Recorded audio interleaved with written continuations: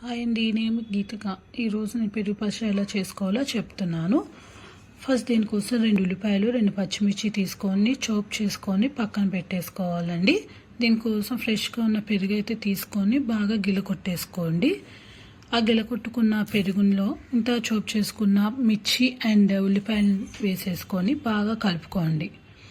ఆ కలిసిన దాంట్లో కొంచెం కొత్తిమీర అనేది వాష్ చేసేసుకొని ఆ కొత్తిమీర కూడా దీంట్లో అనేది వేసేసుకోండి.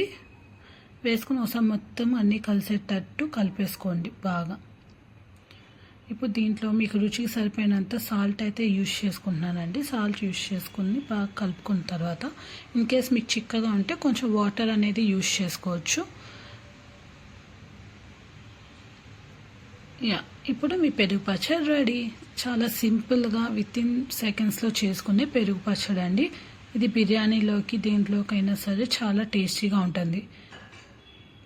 మీకు నచ్చితే కనుక ఒకసారి ట్రై చేయండి. ఎలా ఉందో కామెంట్ చేయండి. నా ఛానల్ నచ్చితే సబ్స్క్రైబ్ చేసి లైక్ చేయండి. Thank you.